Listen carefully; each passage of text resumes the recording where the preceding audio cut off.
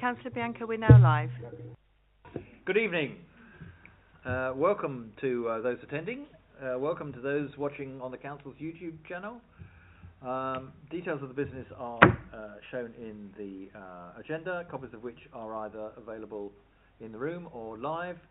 And so that is that. On the table at the back for those attending in real time, there are yellow, they used to be orange, I don't know why we changed the colour, but anyway, they're yellow now, feedback forms, which you're more than welcome to fill in or not fill in, as the case may be. I would tell you that we're not expecting fire alarm this evening to go off, so if it does, please follow the officers who are either side of me here, and they will show you the safe and quickest way out. And we'll even allow for Councillor Chamdell, who's not as quick on his feet at the moment as he could have been. I would ask you to turn your mobiles either off or to silent, and that reminds me, I do the same. And so that is that.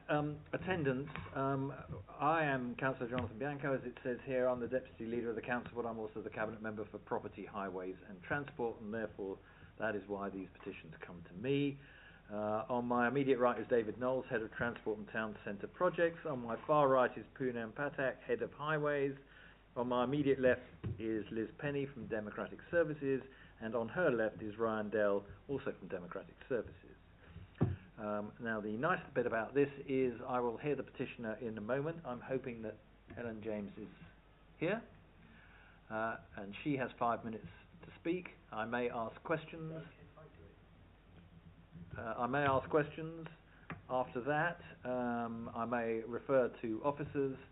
If I'm feeling particularly generous, I may ask other members of the public here present to speak. I will allow councillors for the relevant ward to speak. And then I will either make a decision there and then, or I will make a decision in a deferred manner. So in other words, there will be steps in the agenda which I will follow through. So, in which case, the petitioner will be informed of the progress as progress is made. So, on that note, hopefully that's the background dealt with. Miss James, if you would be kind enough to go and sit over there. The other thing I would say to you, of course, is because we're on the telly, if you shouldn't be here or someone thinks you're somewhere else, it's probably too late, but if you're there, you're probably all right, but don't move forward. The other thing I would have to say to you is because people want to hear what you say, if and when others raise their hand, they will have to go over there and speak into the microphone so that it's picked up for the YouTube channel. But Miss James, if you care to... Oh, that's what you're trying to say. I beg your pardon. Yes, sorry, you are... Sorry, can I ask who you are? I'm Jay Wrighter, one of the residents there. Right.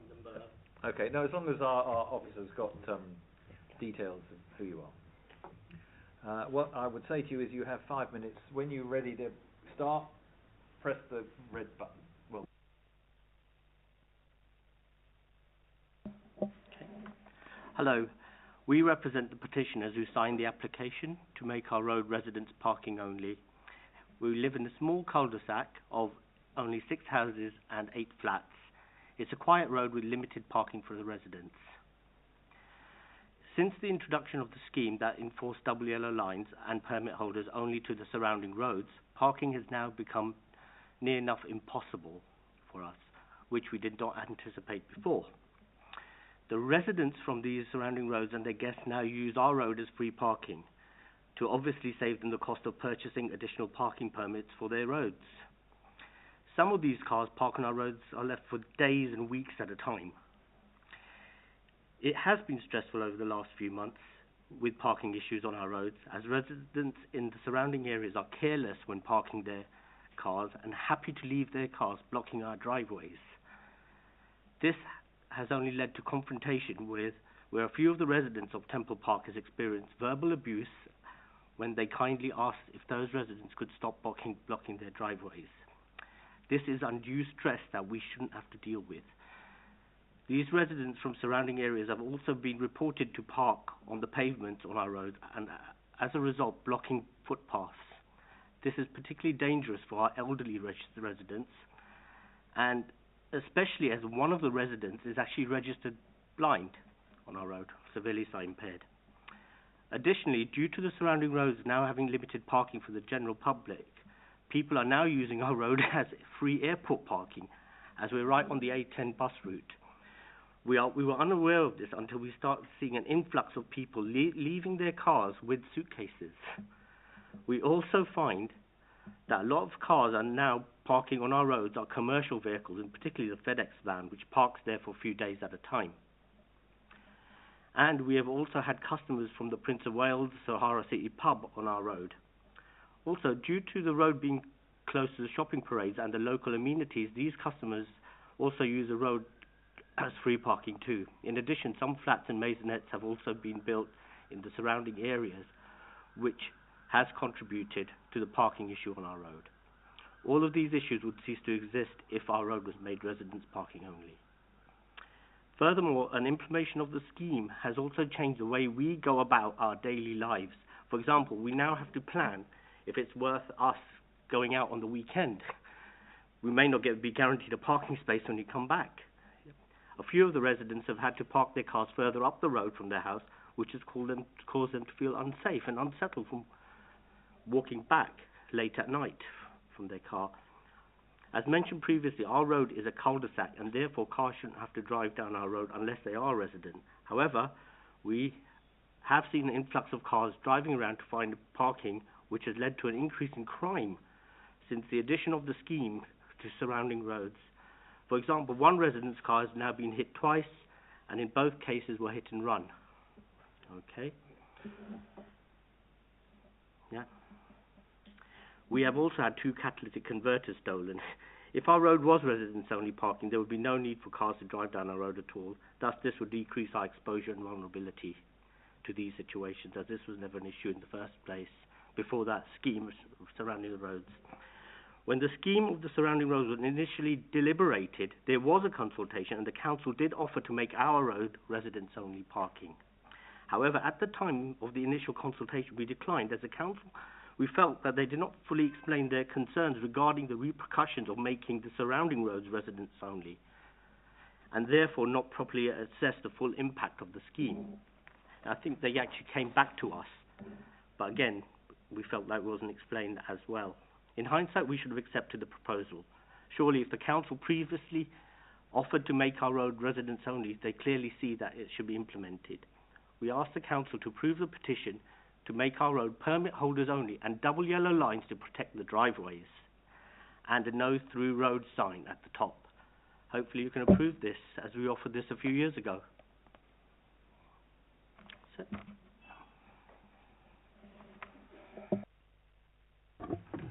Thank you.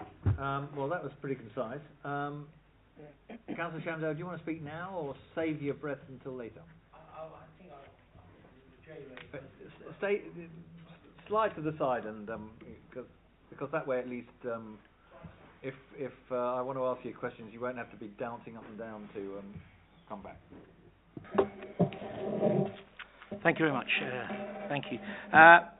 We did tell the residents, both myself, Richard and Brian, that this is possibly what would happen if you don't take up PMS following all the shenanigans we had down Hillingdon Road.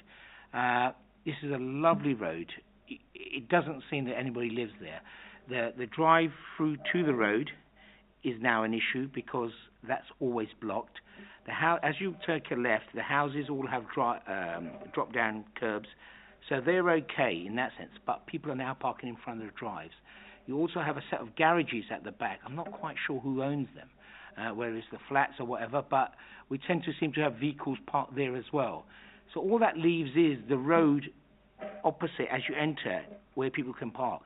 And to get a car out of there, it's awfully difficult. Now, this road wasn't in a great state, and we were told it's not been touched for 34 years.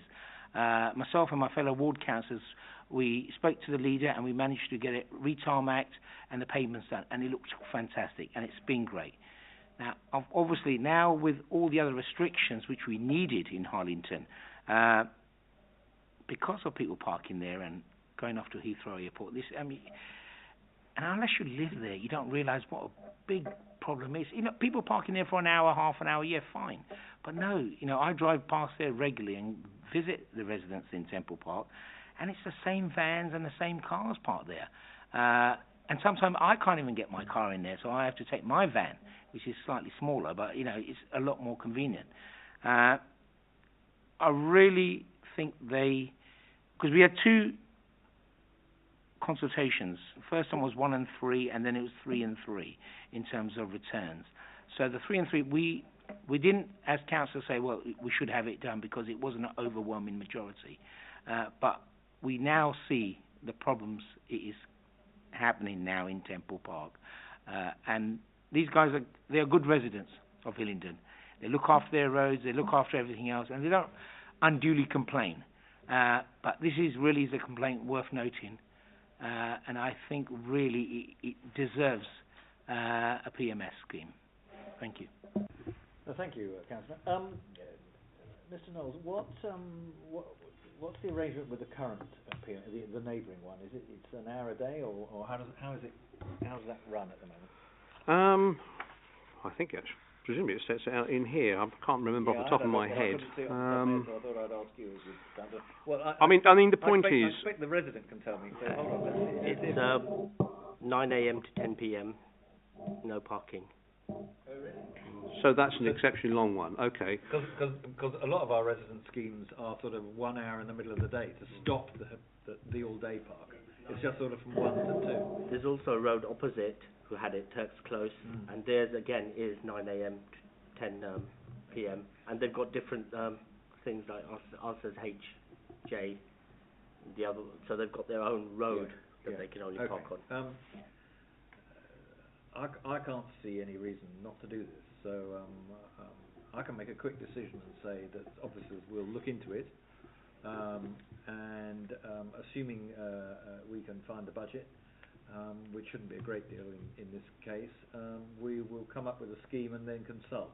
That would be the order of it, because obviously we will put in resident parking bays.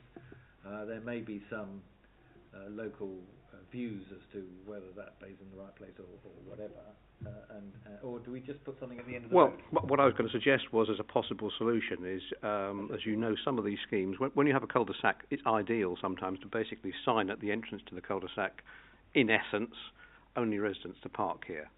That's it, in a simple, and then that allows the residents themselves to do a bit of self-policing. The issue about people parking across your driveways, I suspect that's not neighbours. I suspect that's people that have come in from outside because they just realise it's a free-for-all. Yeah. I live next to one of the other houses. Some people park half on the pavement and half there, and I'd like that yellow line. It's not a parking space because we can't get out. Because we're in a corner. What I was going to say was we don't normally put yellow lines in front of individual parking spaces. I mean but not individual driveways. Sorry, individual driveways. But we can put those white bar markings as part of a scheme. So it basically tells people, please don't park there. It's a complication to start putting individual sections. I think what will happen therefore is that the officers will produce a scheme which they'll consult on. You'll get the opportunity to pass your views, and then assuming it's taken as is or tweaked accordingly, we will then implement it. I should give fair warning for those who haven't read this year's consultation budget, which is that those residents who want to buy a permit in order to park their cars in a permitted area such as this, we are increasing the charge for the first car from nothing to £75, or at least that's the current proposal. I would tell you that the £75 equates to approximately 30p a day on a basis of a 5-day week, which we think remains good value. It's certainly the cheapest in London and the west of London, but I wouldn't want you to go away from here thinking anything different. We've always charged for second, third, fourth cars. The charges for those are also going up, but we haven't previously charged for the first car. But we are now proposing to. The other comment I would make is that a consultation budget is put out in December. Conveniently, we have to put it out in December, but the government doesn't tell us how much they're giving us by way of grants until after it's gone out. So inevitably it's out to consultation. People pass their views. We take account of their views and may well tweak it. And then we also take into account what the government has then confirmed they're giving us, and that results in the final budget, which is put before council at the end of this month. So I'm warning you what the current proposal is. That may change between now and the 24th of February when the final budget is voted on. But that, having said that, it will. Mr. Knowles will move forward to produce a scheme. Councillor Jonathan. Thank you, Councillor. Could we check on these garages, because there's 5 or 6 garages? Are they? I don't know whether they're privately owned. What I'm saying is, it's a huge area. Whether you can have a look at whether there's something that can be done with that, because there's a huge. You can turn a lorry around in there. Yeah, but Councillor, if they don't belong to the council, there's nothing we can do about them. I mean, what they do on their own land is up to them. You would be affronted if I came along and told you couldn't do something on your own front garden. But I just wondered if there were council garages, then maybe I don't believe we own anything down there, but we can check.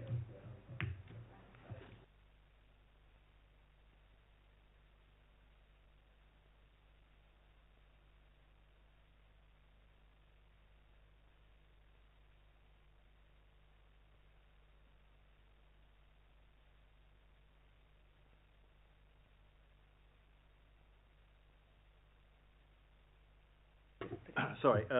So I'm agreeing to those 3 recommendations. Okay.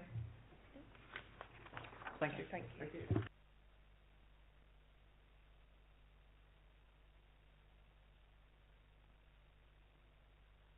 We've talked over 15 minutes, so whoever's up for I'll go and see if there's anything number 2, which is request petitioning, requesting the permit parking zone U8 be merged with U1. I noticed that Councillor Farhad is here. Thank you very much. Pleasure. Thank you. Good evening. Good evening.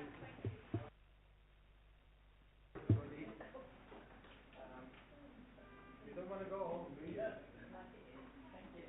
How are you? Councillor, always a pleasure. How are you, sir? Do take a seat. So we're going to look to see if we've got a petitioner.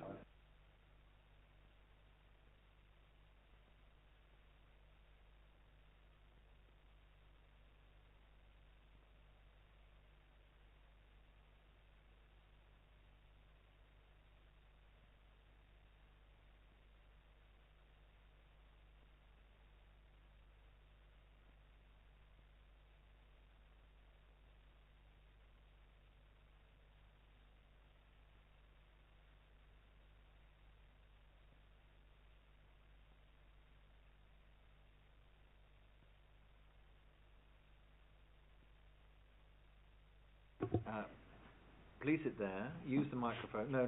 Behind the desk. Press the button in the middle when you're ready to speak. You have up to 5 minutes. I will. I may ask you questions at the end. I would ask you to remain there. I will listen to a ward councillor. I see there's a ward councillor present. I've spoken to one of the other ward councillors who rang me this afternoon but couldn't make it himself. And I may or may not listen to other members of the public relating to this if I think it has relevance. Unfortunately for you, my decision is final. There is no appeal, and so that's where it goes. But anyway, when you're ready, you can have up to 5 minutes. Press the red button, or the button that will turn red when you press it. Well, thank you very much, first of all, for speaking to me today. So just to explain a little bit about myself, I moved into the area last year. This was in the summer of last year, and I moved from Finchley. I work in the city, and I was very aware that would be a longer commute, but I liked the feel of the area and decided to move here. My journey at the moment is taking me an hour and a half. That is basically tube plus travel time.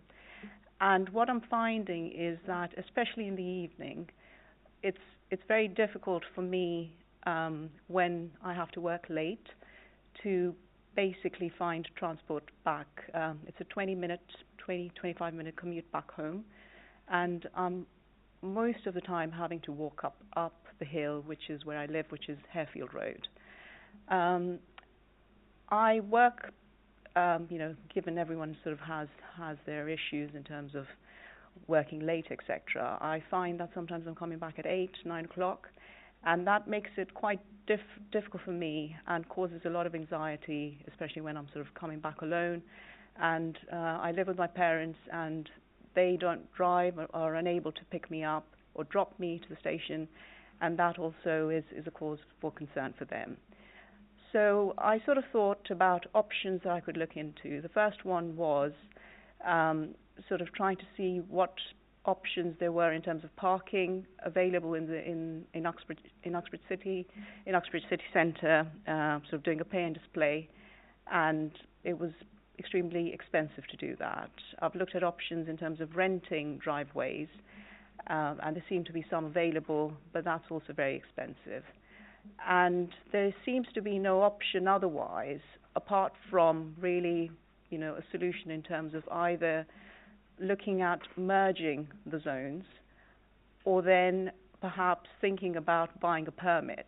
I sort of went and spoke to neighbours and hence have got these petitioners who sort of signed up, and they also felt that it would be a good idea to basically have the zones merged, because the U8 zone is the furthest along anyway. It takes half an hour for people who live in the closes of Beacon Close, Hillman Close, Salt Hill Close, Towergate, etc., and that's quite a commute for them.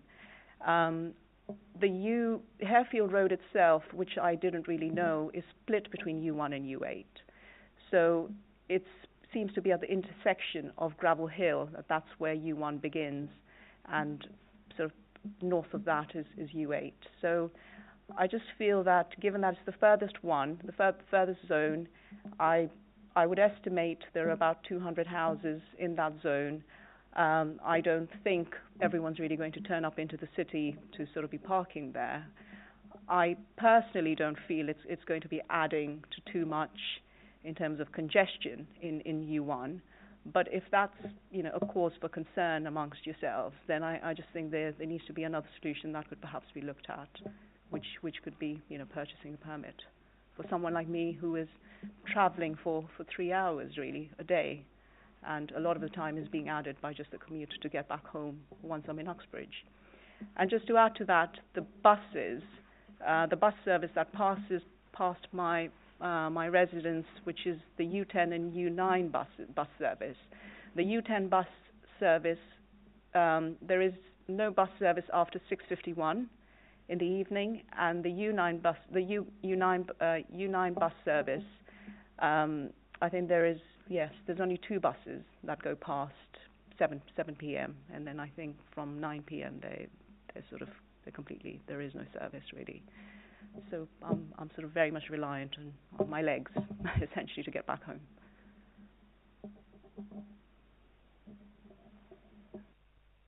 Thank you. Councillor Fahad, do you want to speak? Do you want to speak? If you do, will you please sit over here and use the microphone? Sure. Can I ask you some questions? No. But okay. You can go over there and sit down, and you can ask them of me, and I might put them there. Okay, sir. I'll have a few words. Yeah, you can sit next to. It would be better if you stayed there, because if I want to come back and ask you questions, otherwise I'll be jumping up and down, looking backwards and forwards. I will make some comments after, but I thought it would be useful to hear what you may or may not have to say first. Okay. First of all, I would like to thank you for raising a petition and raising the issues you're facing. And I would like to say she has my full sympathy. However, if you look at the North Uxbridge area, it is actually 3 parking zones rather than just U8 and U1. So we are going to have a scenario whereby it is proposed for U8 and U1 to be joined, and this is subject to the residents actually agreeing to this, and I really will find it difficult to believe that they are going to agree, because in the recent petitions which we've had, and we're trying to extend the zones, the parking zones from Monday to Saturday to Sundays. We're getting quite a lot of oppositions to that.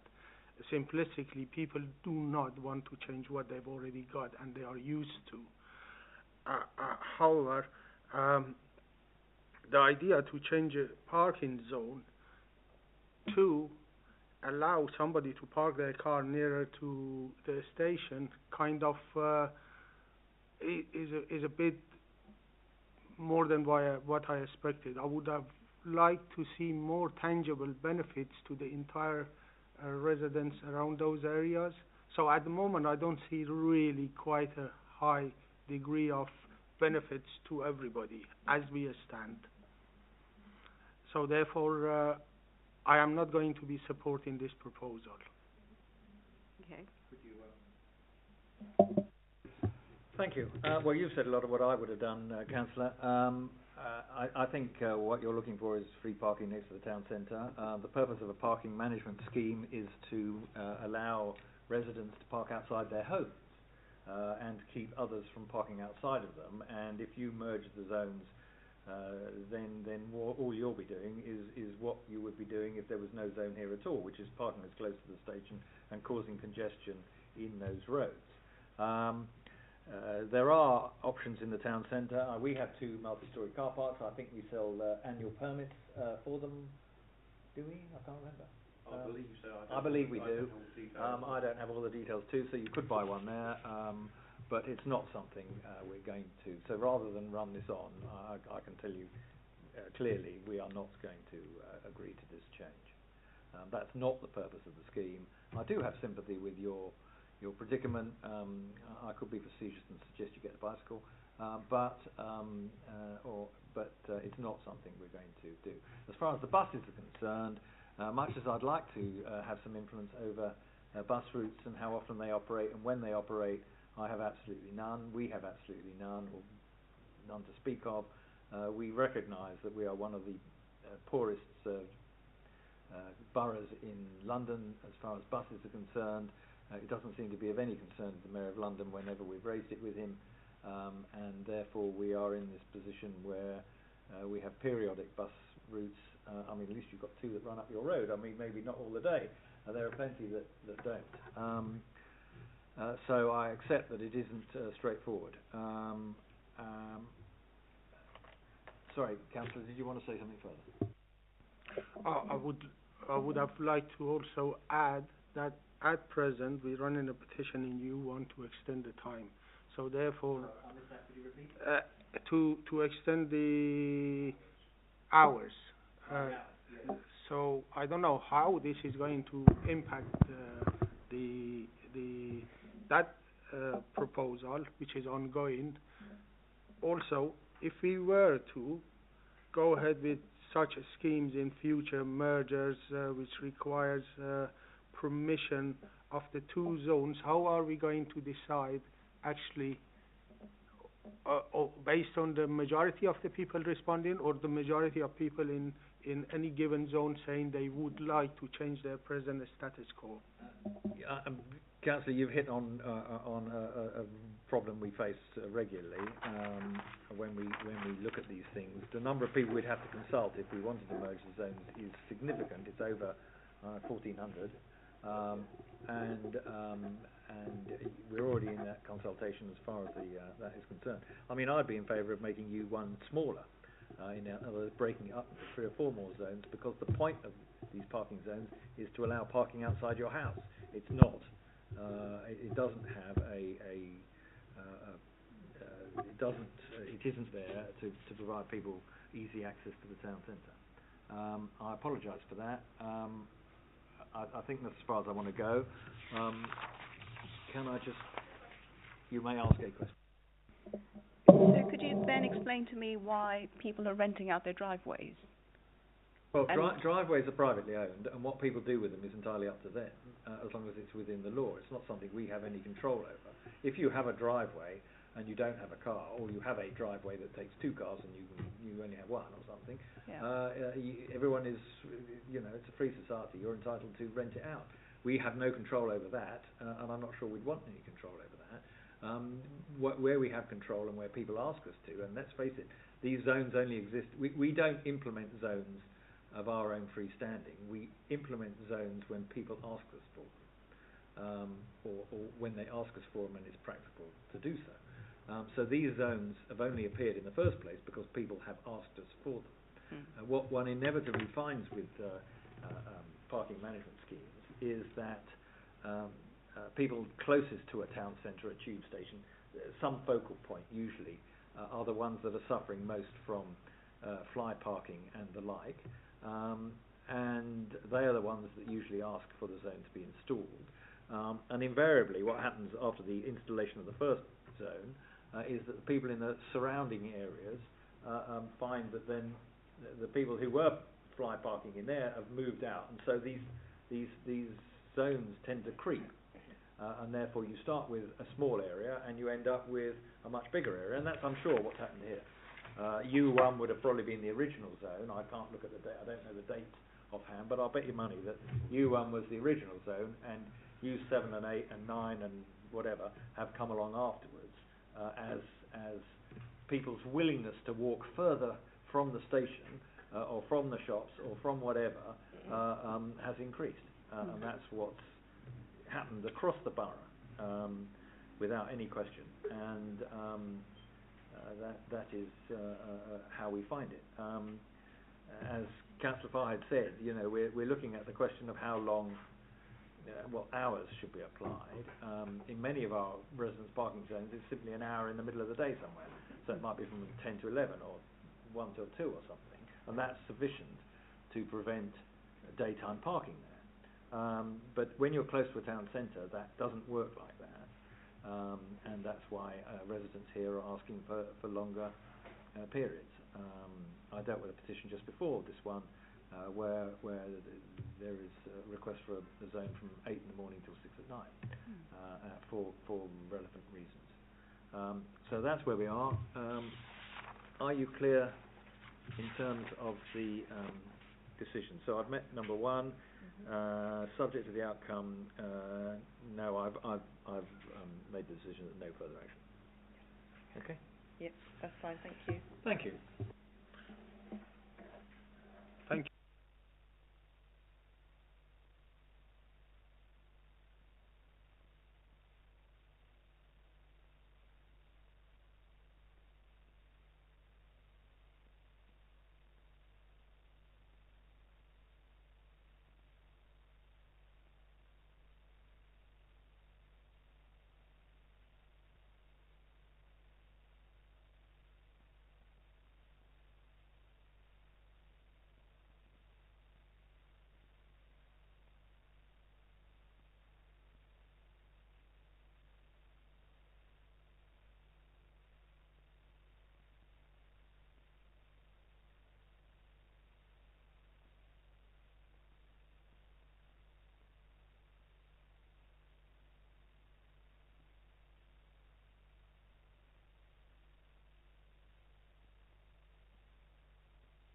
Good evening. Ms. Zackerman, I'm Councillor Bianco. 2 of the ward councillors are here in the room. You may not be able to see them, but Councillors Smallwood and Cawthorne are here in the room and will no doubt want to say a few words at due course. But the way this works is that when I indicate you have up to 5 minutes to speak, we will warn you at 4 minutes, as you may not be able to see it, being that you're remote. No, not yet. And after which, I will ask the I will ask the councillors if they wish to speak, and I may then ask you questions or ask questions of the officers before going to the next step. If you want to ask a procedural question, please do so.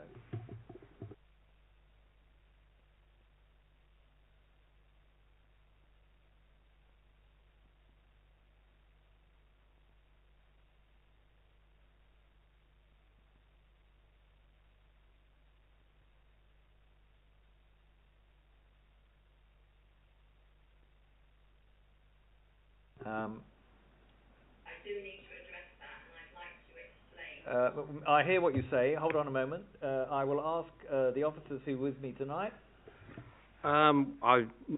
As it says in the report, a suggestion came forward that actually something needs to be done about this crossing. The suggestion was that perhaps it could be raised, so that was something that was looked at by the previous cabinet member and approved on that basis. Thank you. If my understanding is incorrect, I apologise, but that's what I recall. Fine. As we understand it, you've heard the answer that the officer's given. I will give you 5 minutes and no longer, so please start when you're ready.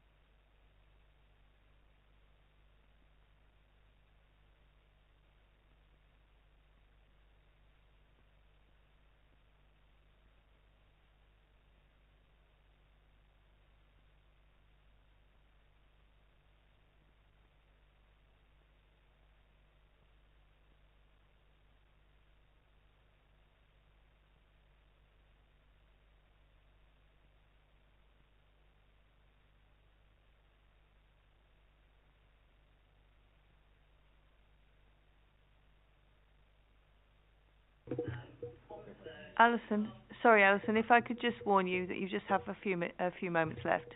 Thank you.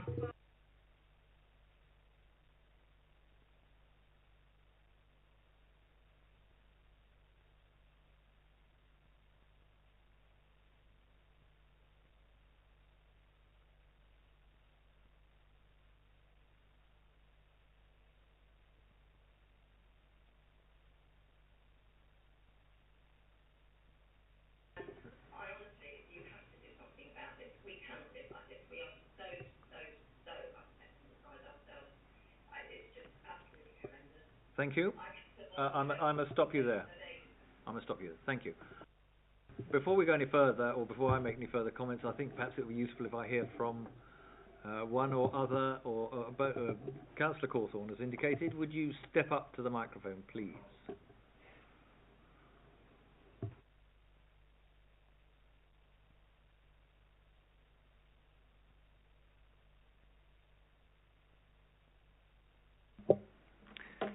Thank you, Councillor Bianco. I shan't speak at length.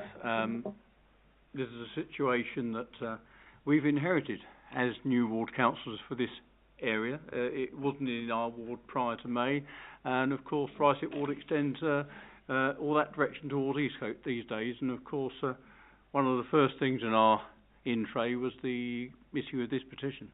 And the raised table that had come about prior to our election for that area. I did, as hopefully a reasonably good ward councillor would do, go and visit the residents, because one must at the very least do that and understand what it is the issues are. And I did visit Mrs. Ackerman and her neighbours.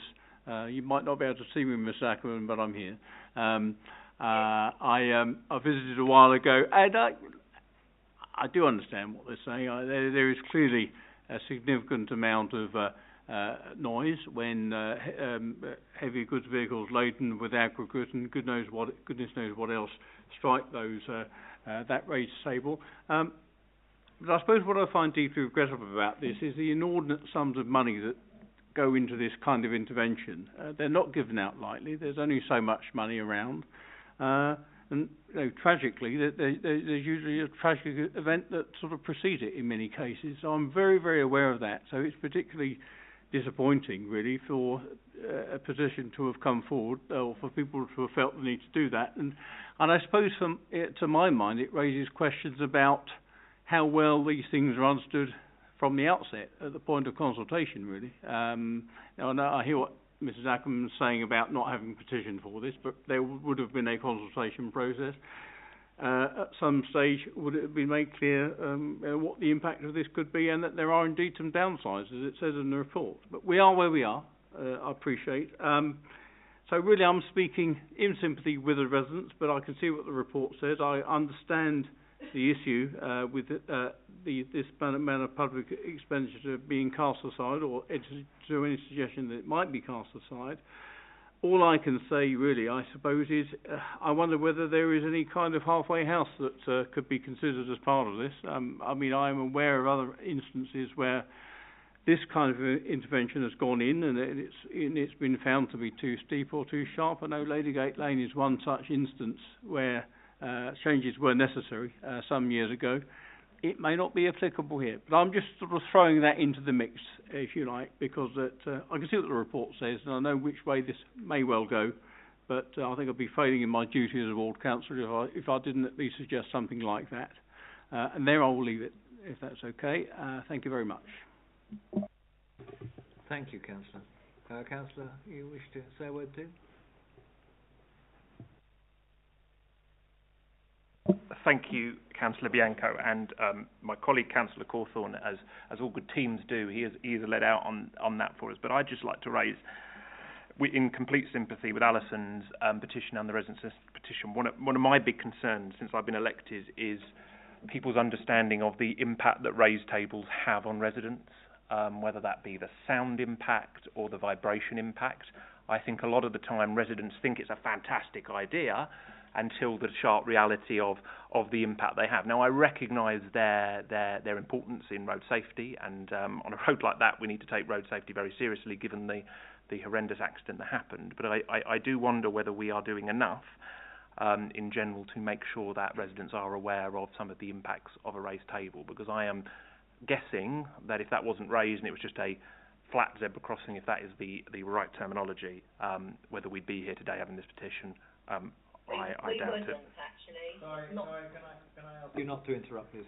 Well, at least I feel I may have made wrong, and I agree. I think the impact that HS2 and the buses have potentially on some of these routes are concerning. So again, much in similar words to my colleague Councillor Cawthorne, in complete sympathy, if there is a halfway house we can find, we'd welcome that. Thank you, Councillor Bianco. Thank you, Councillor Smallwood. This is clearly an issue. The original petition. Well, interestingly, both of my council colleagues have made comment that this is a new situation for them. Likewise to me, I wasn't the cabinet member that made the decision in the first place. I'm not trying to duck it, but that is just factually the case. And as Councillor Smallwood will know, and indeed Cawthorne, I am not a fan of speed humps, tables, or anything similar to them. Anything that impedes me driving down the road is something I'm not in favour of. And speed humps particularly are not my fan. Having said that, the situation here is that we had a petition asking for urgent safety measures.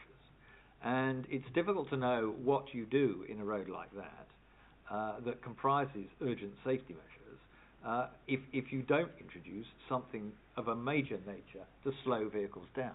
Because we all know, and we deploy them when we can, these flashing signs that have absolutely little impact.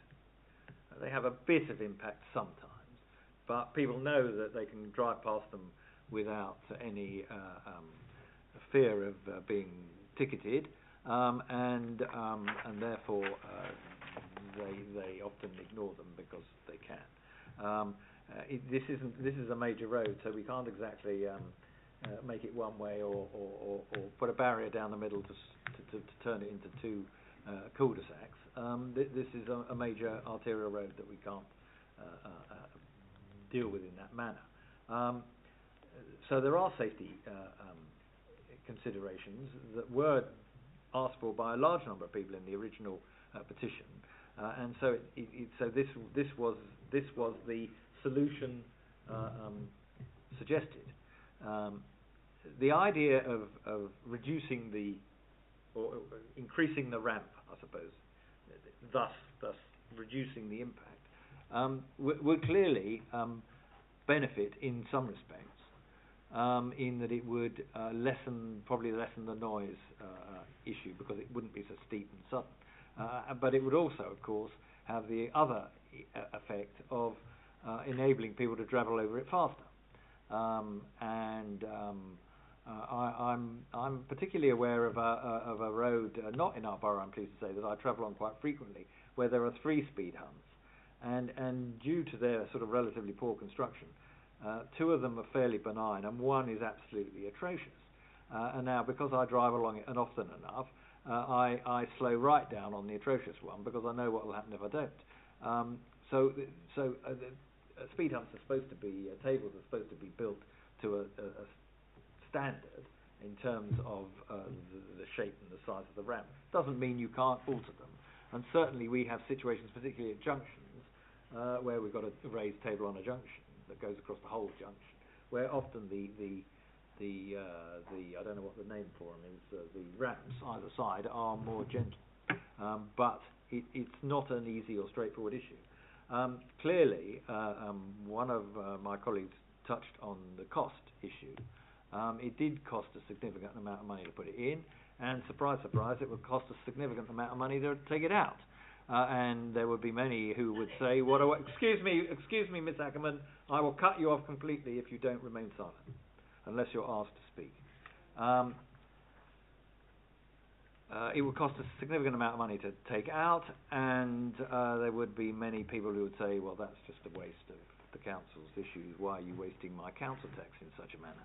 Can I ask officers if they have anything they can usefully add at this point? I think there's a couple of small points. I'll make them short. We have had discussions in the past, Mrs. Akerman, about the possibility of putting back islands in the middle. For reasons I think we've attempted to explain before, we can't do that because we cannot put refuge islands in that meet the current standards. Had you been here, I've got a drawing which I can show the cabinet member, and it could be added. So the alternative of taking the hump out and putting traffic island refuge in is unfortunately not viable. That's the first point. Second point is you raised the points about drainage. My colleague will actually investigate that and certainly see if there is an issue there. I'm alarmed to hear that. Likewise, I think we would also look at the angle of the ramps to make sure if they are too steep or if they can actually be made shallower. That's an action for us to take away. I think it's also worth just briefly letting you know that I did speak to the school, Bishop Ramsey, just out of interest to see what their views were about the crossing, and they have said that the crossing is heavily used by their students at key times of the day, and they believe it is essential to have a crossing in this location. But clearly they defer to us on the technical aspects of the crossing itself, as you might expect. So that's really it from me, I think. Can I ask you a question, Mr. Knowles?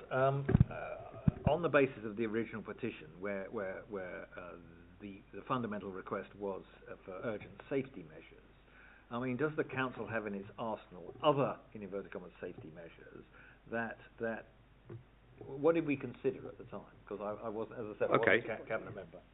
What I would say is that you're quite right that the original petition was brought on a more general tone, particularly thinking about Windmill Hill, because that was the focus of it. I think the petition was asking for measures in this whole section of the road. So there was discussion and debate, and the ward members were able to contribute to that. Indeed, Councillor Riley, as your colleague as well, was involved in that process. I think as the cabinet member at the time. And because we've been talking, you and I have had discussion, Ms. Ackerman, about this crossing in some shape or form for about 10 years or more. I know that from looking in the files. And the fact that before there was a zebra crossing, there was an informal crossing which had these D-ring islands in the middle. So there's a lot of debate and focus on the safety of this crossing. So in the wider discussion about the safety of this corridor, it's natural that the discussion would include, because it had been raised so many times in the past, this particular crossing. I accept that at the petition hearing, there was not a request for this crossing to be raised, nor was it explicitly referred to. What came about was the subsequent discussion, which includes some of the email exchanges that are referred to in the report, and I won't go into them in any great detail. So, as officers, we do not wish to introduce measures that people don't want. This came about, I would contend, on the back of a useful suggestion from residents. It is now, of course, apparent clearly that, as has been very eloquently put, that sometimes people are not fully cognizant of the problems that these humps may cause them in terms of noise. There's lots of work has been done in the background. We've spoken to HS2. I believe HS2 have actually come to site and met some of the people on site. We've also spoken to our antisocial behaviour team. They've investigated the issue of the skip lorries. Unfortunately, there's a limited action that they can actually take. It's a blight on many of our roads, unfortunately. And in terms of what other measures can we do, they're fairly limited to either vertical measures or horizontal measures, and horizontal measures are usually chicanes. But on a road like this, they probably wouldn't be appropriate because, unfortunately, chicanes tend to be regarded as almost like a challenge by some drivers. I mean, the one place you will find them normally these days is on the outskirts of a village. You go out into the town, outside the main towns, and you'll see, welcome to such and such a village, and you might find a chicane there. These are tried and tested, but they come with unfortunately consequences. Things like safety cameras we've discussed in the past are not in our gift. They're not for Councillor Bianco. He can't. They're a matter for the Mayor of London. So our alternatives to this are fairly limited. But I think what we will take away with your agreement is that we will do some further investigations on things like the drainage issues and the nature of the steepness of the ramps and whether anything can be done to try and ameliorate that, if that's acceptable to you. Yes, I think that's a useful first step. Let's look at the drainage is a separate issue and it's something that should be dealt with. So that the drainage. Let's please look at the drainage situation. I think let's look at the ramp angle of the ramp and see if that can be altered or should be altered to improve matters. So if you'd like to have a word, would you? I'm sorry, you'll have to sit over there and press the microphone. Sure. I'll actually show you. No.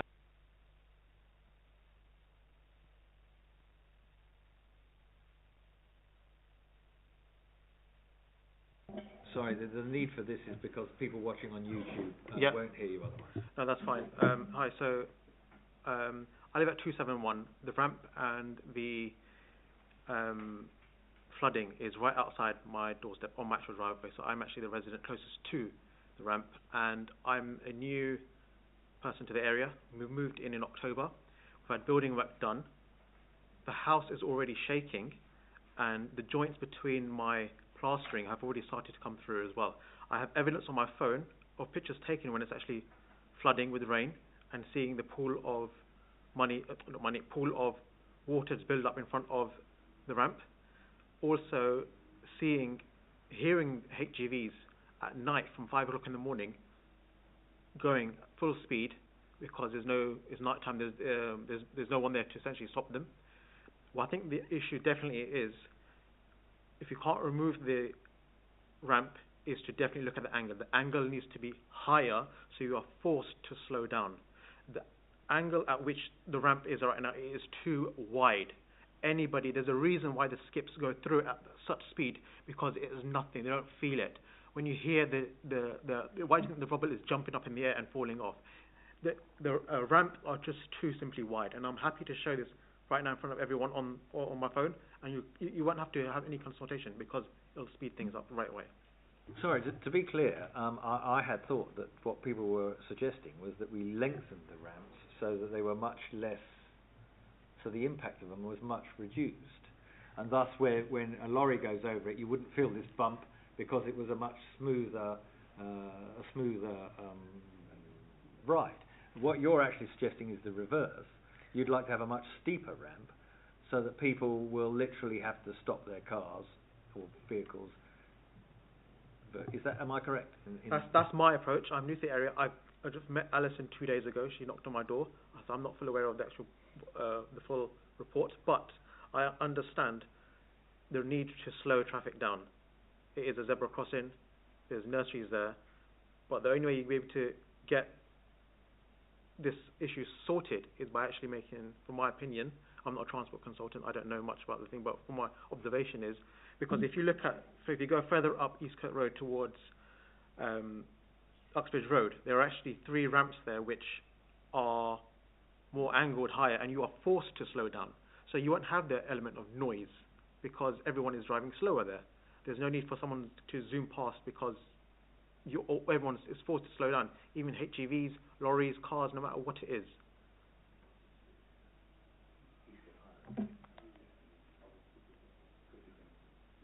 I think you'll mean Cuckoo Hill, do you? No, if you carry on going further up towards Uxbridge Road. Where's the Uxbridge Road? Well, you mean at Pinner Green? Uxbridge Road, the one that takes you all the way to Stanmore, yes. Yeah, so then that's Cuckoo Hill. Sorry, yes, apologies. I'm new to the area. Yeah, no, that's right. Yeah. That's Cuckoo Hill, and you're right. There are humps, there are tables and whatever there, and they are steeper. Now, Correct. I mean, I would have thought you may be right in that they slow cars down, and I've certainly travelled that route myself. But I would have thought there will be more noise from vehicles going over them because of the sharpness of the angle. In other words, my view would be that you will by lengthening the ramp and thus reducing the angle, you reduce the noise because the vehicles. I appreciate they can go over faster. That's the issue. Yeah, but they can go over faster. And there may be, yes, Mr. Knowles. What I would say, I appreciate your suggestion. The ones in Cuckoo Hill, there's a series of, I think it's up to 9, according to my wife, who counts them when she goes over them. They are a series of a sequence of measures, and therefore You could say that, argue that everyone knows what they're dealing with. Here we have one measure in isolation. I would respectfully suggest that actually probably what we want is a less angled, steep angled ramp than a steeper one, because I suspect that what will happen in practice is the lorries that either do not know about it or frankly are not bothered about it because they're approaching it at some speed, will in fact crash over it, and the noise would be even worse, I would respectfully suggest. That's based on personal experience. So I would think I think what we should do, with Councillor Bianco's approval, is certainly to investigate the ramps that are there and see whether they are fit for purpose or not. I agree with that. Okay. Councillor, are you just standing there looking, are you sitting there, or do you actually want to say something?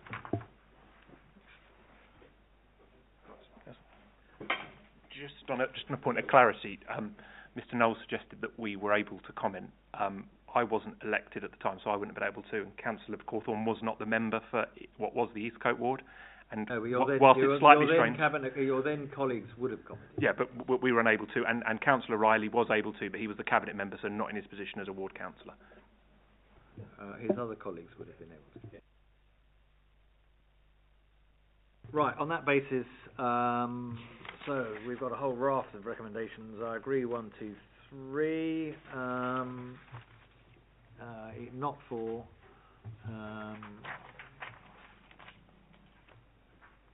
Quite happy to accept 5 based on the other, and then 6. Then I would say that we remove A, B, and C and put in its place. Exactly, we put in its place one that says that officers will look at the position of the ramp, not the position, the drainage issues and the angles of the ramp to see if there is a case to alter them to make them less ameliorate them. There we are. There's a good word. Okay. Agreed. Thank you. And obviously we will report back to the petitioners as we do always.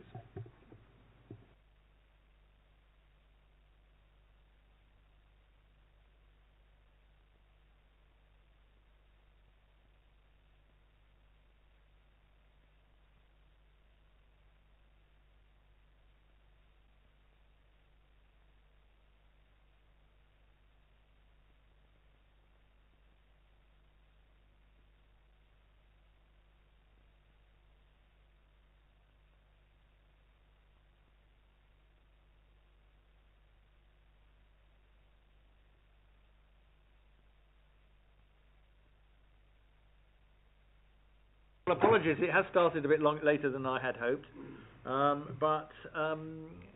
well, you heard what I said to the previous speaker. You get 5 minutes. We may ask questions, we may not. One of your ward councillors is here. Well, actually, 2 of them are here. The other 2 aren't coming by all accounts, so please crack on when you're press the button when you're ready. You get 5 minutes. I don't think I need 5 minutes. Can I just ask, I did send slides in advance. Did you guys get that? It would help. Okay, so people have had a chance to flick through. Okay, that will expedite matters. Let's do the shortened version. So we're talking about there's a 1 mile stretch on a not dissimilar story to the story we've just heard. So we're talking a 1 mile stretch from Ruislip Manor, going west along past Ruislip High Street, along up to the Old Bear where the Harvester pub is. Okay, and there are 2 problems which are related. The first problem is it's a very, very it's a main road, right? It's one of the main roads for the buses, the HGVs, all supermarkets, all sorts. And it gets a lot of heavy usage, which is okay. That's the roads. It is what it is. But it's got degraded to the point where there are what are not potholes. Well, let me be clear of that. I'm not describing potholes. I am describing degradation is the best word I can find for it, to the extent where when HGVs traverse that stretch of roads, the chassis moves on the HGV. And when a chassis moves on an HGV, your house shakes. Right. So that's it. I can go on and on about it. It really is as simple as that. Now I go on and on about how many HGVs, and I go on about how heavy they are, but you know the story, right? They're just HGVs. They're massive, and it's a heavy road, so they happen all the time. So that's problem number one. Problem number two, which is different but related, is it's a lovely mile-long stretch if you want to catch up time. And it goes into a nice incline. It's a lovely road to accelerate into. And helpfully for some people, there's nothing there to remind the driver of the speed restrictions. And some people use it as a wonderful opportunity to accelerate into the hill for a good mile and make up some time. And when you have that combination of the opportunity to accelerate an HGV over a degraded road,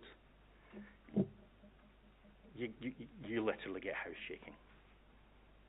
That's the combination of problems. I'll stop there. Thank you. Could you press your button? Sorry. Ms. Knowles, do you want to jump in here?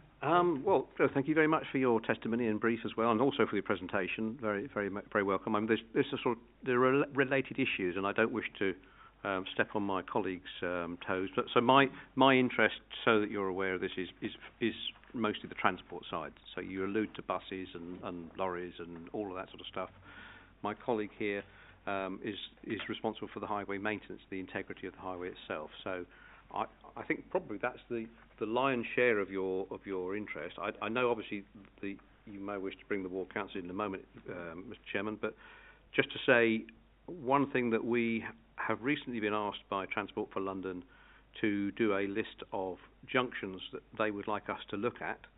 All of the traffic lights across London, there's several thousand of them, are all owned and maintained and managed by Transport for London. It's fortuitous at the moment that we have the opportunity to suggest junctions that we would like to be looked at, and I would suggest that we would put forward this junction, which is handily known as 2600003, Borough 26 and number 3, Kings Inn Pembroke Road, and we've said that we will take forward anything that comes from this petition as part of the representations. What that means is the efficiency of that junction, which may be a contribution towards how traffic actually behaves when it's going up and down. Because you've highlighted the junction itself as an issue of concern. I won't go on too much detail about that because I think primarily, and correct me if I'm wrong, I think you're alluding to that you feel that this degradation, as you referred to, of the road, the surface, the quality of the road, that's something I think perhaps my colleague would be better able to advise you on than I would. But I leave it to your judgment whether you wish to. Can we hear? Thank you, Chair. Yeah, thank you, Mr. Taylor. It was quite good presentation to go through it. I have noted whatever you have written in your presentation, and we carried out site inspection and Pembroke Road, Kings End Road.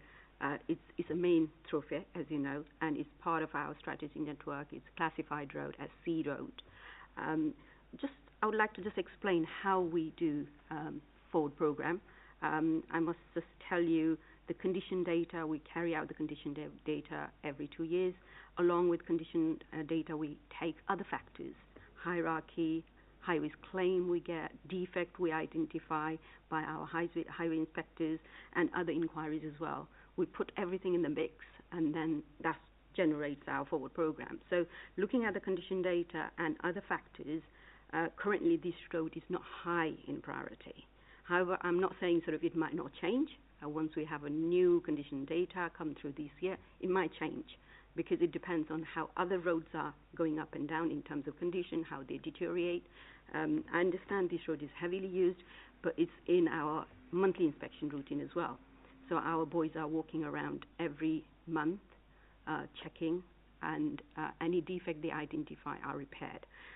So just to tell you, sort of, if we don't do that, we will be spending money not in a wise way. So this is the best way to achieve value for money for the council. So it's just a systematic approach we take for forward program. So it's not our sort of high in priority at this stage in terms of, but we monitor this road every month. I suppose it's worth saying that we could probably speed cameras are, as you probably heard me describe to somebody else, is not in our behest. There is a vague suggestion that, and there is a pilot going on in Wandsworth, I believe, which hasn't yet concluded, as far as I'm aware, where the council is empowered to install speed cameras. But the bit we can't get our head around at the moment is the Met's willingness to part with the money that, or to forego the fine money that they would receive for the speed cameras, because it's quite a significant amount of money, and I can't see them willingly just passing it over to the boroughs. Also, it'll be a bit of sort of double-edged sword. I think it might make us jolly unpopular. To say, might raise us revenue, it may slow cars down, and it equally might make us very unpopular with residents. But anyway, the long and the short is we can't do anything about that at the moment. We do have these speed-activated signs that come on, and we place them in places, and they do help sometimes. I mean, they don't have any backup, but they do help, and they do remind people, hey, you're going too fast, it is 30. I mean, in general terms, 30 miles an hour is the speed limit in built-up areas, so everyone should know. And therefore, you shouldn't need a signpost that says 30 miles an hour. I think we might look at putting a couple of activated signs down there to see if it makes any difference. We put them in for a period of time and see if it makes any difference. And as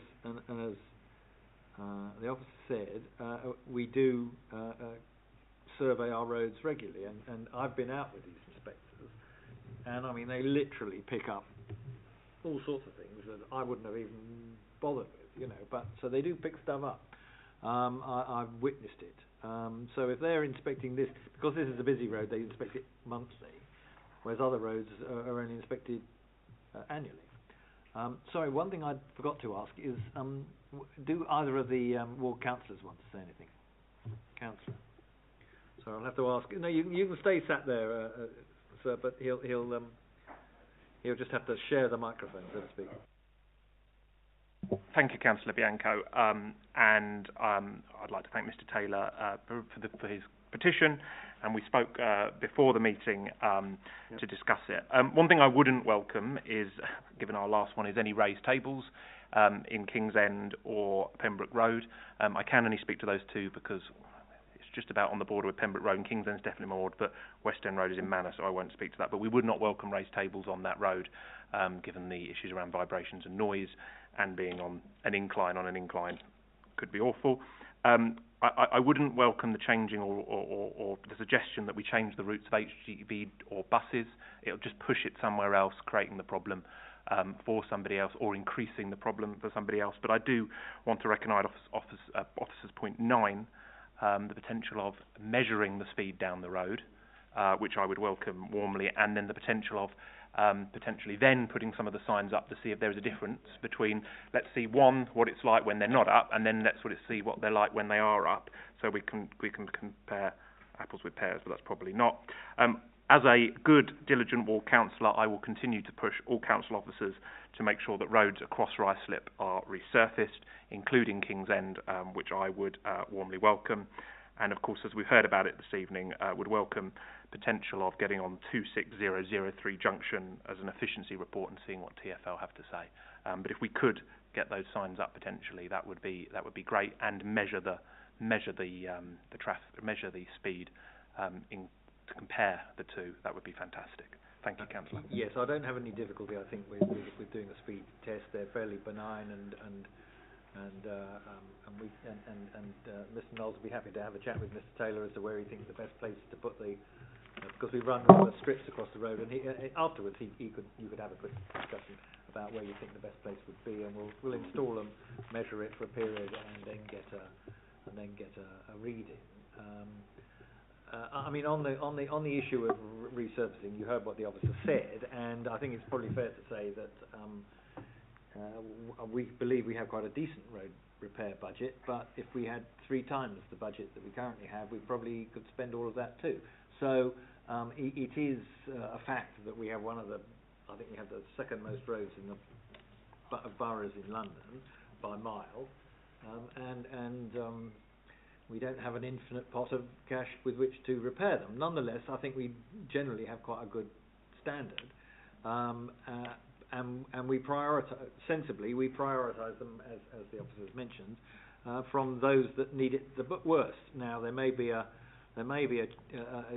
that engineers have one view of what needs it the worst, and others would view it differently. But I think we've raised a flag that says we need to keep an eye on this road. We are keeping an eye on it, but we will take an extra look, I think. Let's do a speed survey. That may lead to putting these flashing signs up, or other things. It's very difficult, but there's a limit to the things we can do. We can't put a camera up. We can put these signs up, which people can ignore. We're not going to put humps in. You'll be back here complaining the same complaints as the previous one. It becomes a difficult. Sorry, Councillor Coulson, did you want to say something? Or yeah, please. Please.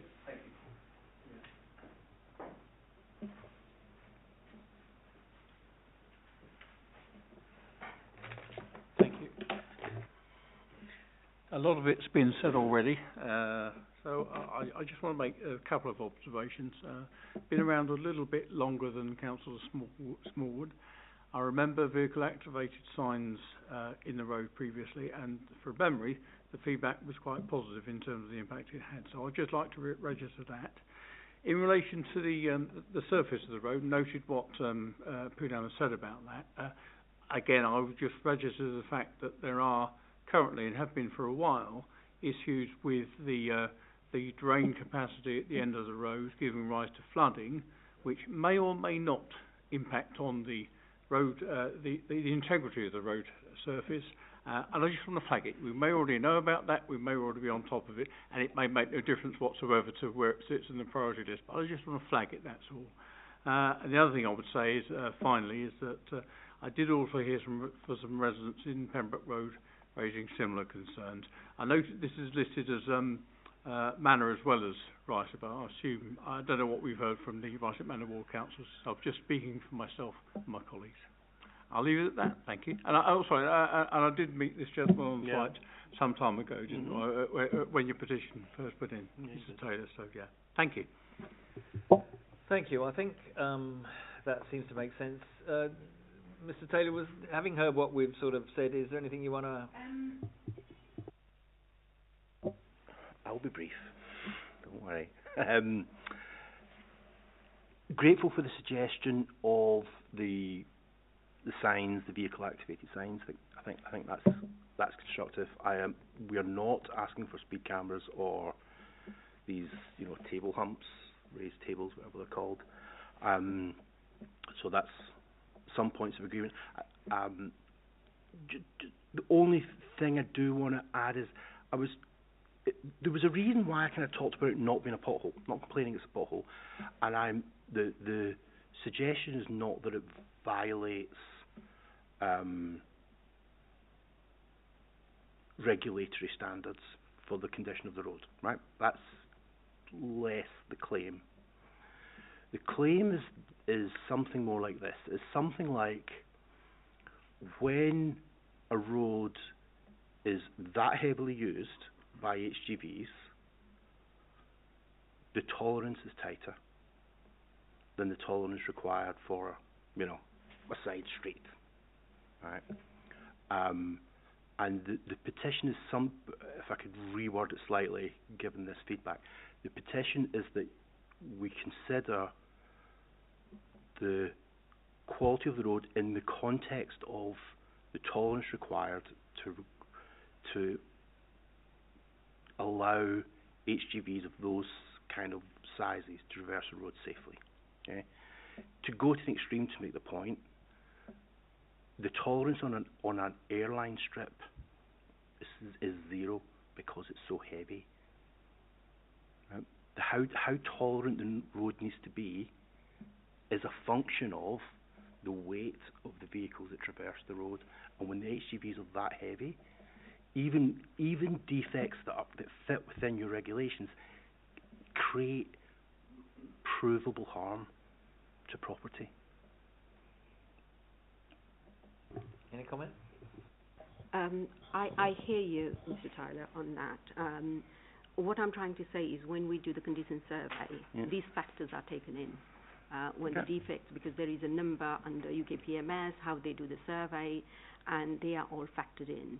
And when we do the prioritisation list, we put the hierarchy and other factor into it. It's not like just the worst is the one is going to come up, because we have other strategic network which are really in bad condition. If you go down to Uxbridge Road, you'll see lots of areas where there are wider, the cracks. So there are factored in when we do condition survey. Everything is factored in, and also when we do the routine safety inspection, it's risk based. So when the inspector are going, they are not making the same judgment if they are going in residential road. So everything is risk based. So when they go down any road, if they think it's going to be high risk, they're going to repair it, no matter if it's higher or lower within their tolerance. They will repair it. So we check those every month. So if there are any issues, they don't only do a reactive repair. They highlight it if it got to be planned into future programs. So we are looking at their report as well monthly. Okay. So, and also one more thing, Councillor Corson's comment on the drainage. There is a problem of drainage, Thames water problem at the Junction High Street. They are doing their repair. Hopefully soon that will be resolved as well. So that's not in our hands, so it's all been reported to Thames Water. Everything is going to be repaired on that stretch. Okay. You Good. This is the fun with drainage. Some of it's ours and some of it's Thames Water.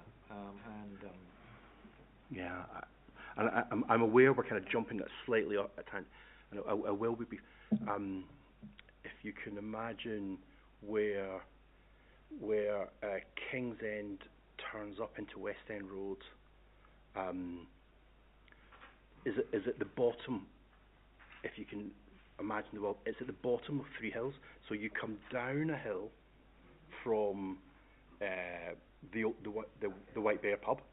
You come down a hill, the High Street, and you come down over the bridge at the back into Waitrose, down, and so that junction is the bottom of three hills. All the water accumulates there, and there's one problem, which is the Thames water drain, which erupts all the time. That's a problem. There's a separate problem, which is all the water accumulates at the bottom, and there is no drainage facility. I'm not saying the drain's broken. I'm saying it's not there. At that point, at that corner of it all, and it sort of accumulates there for a fortnight. Okay. Would I request you to email me the detail? Then I'll try to investigate those. Yes, exactly. Spot in question. Yeah. All right. Okay. I think we've probably got as far as we can today. Yeah. Thank you for your help, Mr. Taylor. Okay. So the recommendations: 1A, yes; B, no; C, yes; D, yes; and E, yes. 2A, I note, and B.